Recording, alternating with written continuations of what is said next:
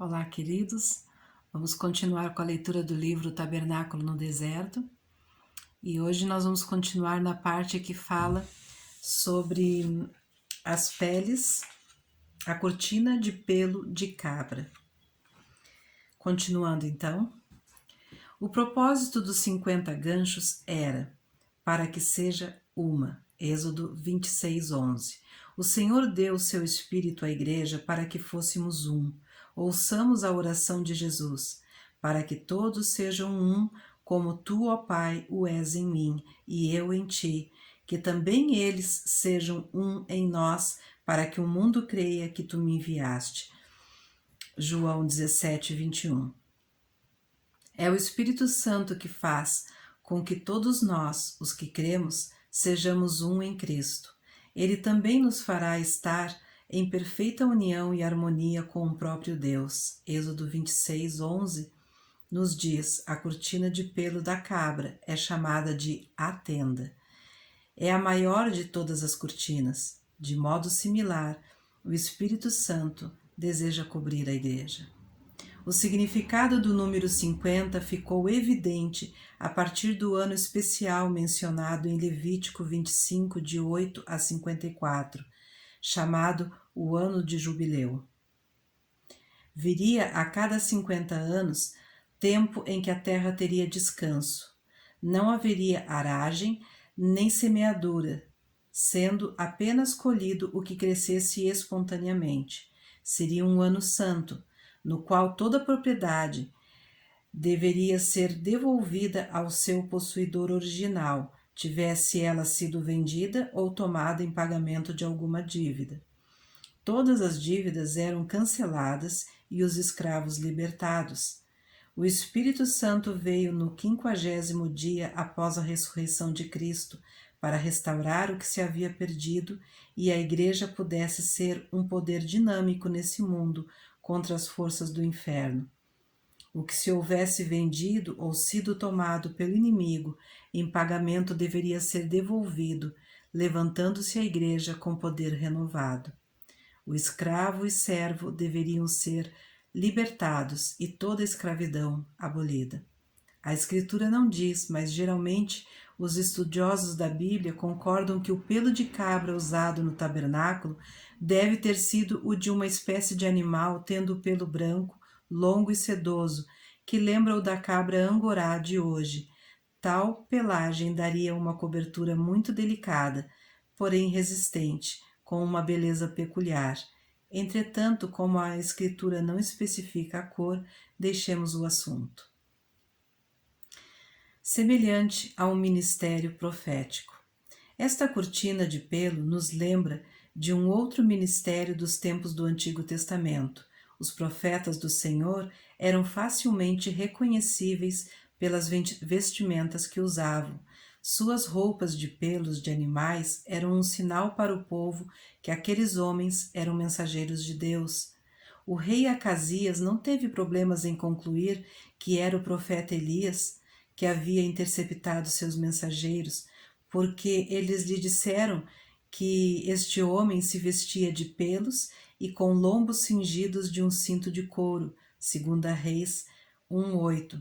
João Batista usava vestes de pelos de camelo e com um cinto de couro, Marcos 1:6. As pessoas vinham e lhe perguntavam: és tu Elias? És tu profeta? João 1:21. A resposta de João Batista foi: eu sou a voz do que clama no deserto, endireitai o caminho do Senhor. Isso está lá em Isaías. E lá em Zacarias também diz, Zacarias 13:4, avisa aos falsos profetas para não usarem vestimenta de profeta, de pelos, para enganar. Nesta época da igreja, é necessário que haja um ministério profético para os cristãos e para o mundo, que seja distinto com uma mensagem do Senhor. O Espírito do Senhor conclama a igreja do Novo Testamento: segui a caridade e procurai com zelo os dons espirituais, mas principalmente o de profetizar. Que o Senhor possa levantar um exército de profetas de Deus com uma mensagem e um ministério vindos do coração de Deus para uma humanidade ferida e irremediavelmente à beira da morte. Que Ele possa dar-nos pessoas não apenas vestindo roupa de profeta, mas profetas de fato. O profeta Amós lamentava o fato de haver em Israel a falta de verdadeiros profetas, conforme lemos no capítulo 2, que diz: E dentre vossos filhos levantai profetas, e dentre os vossos mancebos narizeus. Não é isto assim, filhos de Israel, diz o Senhor. Mas vós, aos nazireus, destes vinho a beber, e aos profetas ordenaste, dizendo: Não profetizeis. No capítulo 13, ele nos diz quão importante é um ministério profético. Certamente o Senhor Jeová não fará coisa alguma sem ter revelado o seu segredo aos seus servos, os profetas. Bramiu o leão, quem não temerá? Falou o Senhor Jeová, quem não profetizará? Nesta época da igreja, não é mais costume que os profetas se vistam de modo peculiar, com vestimentas feitas de pele de camelo ou de cabra e cingidos de couro. Tampouco fazem eles dieta de gafanhotos como João Batista, ou se lhes é exigido viverem em áreas desérticas. Normalmente, não chamamos certas pessoas de profetas, contudo, o dom de profecia deve ter um papel importante na igreja da época do Novo Testamento. Deus tem critérios com relação às características que darão destaque a alguém como profeta. Profecia significa mais do que frequentar a escola teológica e aprender bem as doutrinas da igreja, organizar um sermão e pregá-lo com habilidade e elegância. A pregação da palavra poderá conter profecia, mas é seguro dizer-se que a maior parte da pregação moderna não contém qualquer ministério profético. O Novo Testamento deixa bem claro que a igreja seria abençoada com um ministério de profetas. No dia de Pentecostes, quando Pedro ministrou sua mensagem habitual, um dos primeiros pontos que enfatizou foi exatamente esta verdade, que está lá em Joel. E nos últimos dias acontecerá, diz Deus, que do meu espírito derramarei sobre toda a carne, e vossos filhos e vossas filhas profetizarão, e vossos jovens terão visões, e os vossos velhos sonharão sonhos. E também do meu espírito derramarei sobre os meus servos e minhas servas naqueles dias, e profetizarão. Quando Paulo recontava os vários ministérios da igreja, incluiu também o ministério do profeta.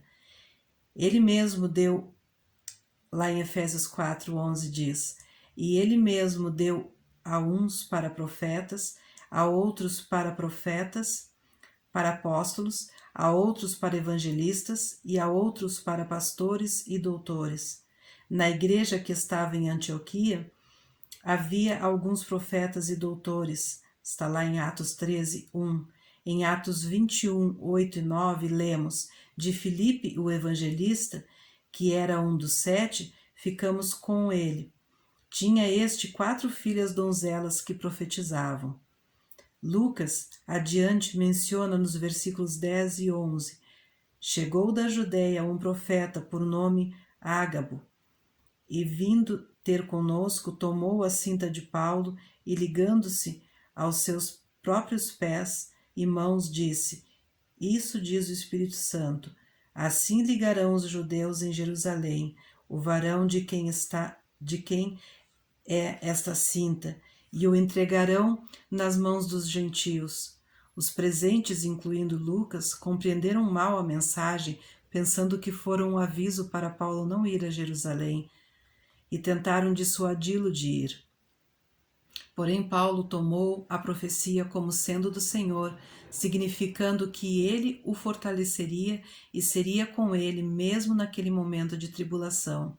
Diz assim Paulo no versículo 13: Que fazeis vós chorando e magoando-me o coração, porque eu estou pronto não só a ser ligado, mas ainda a morrer em Jerusalém pelo nome do Senhor Jesus. E como não podíamos convencê-lo, nos aquietamos, dizendo: faça-se a vontade do Senhor. Versículo 14. Deixem-me de novo dar devida ênfase ao fato. Ágabo não disse a Paulo que não fosse a Jerusalém, mas apenas confirmou algo que o Espírito Santo lhe revelara.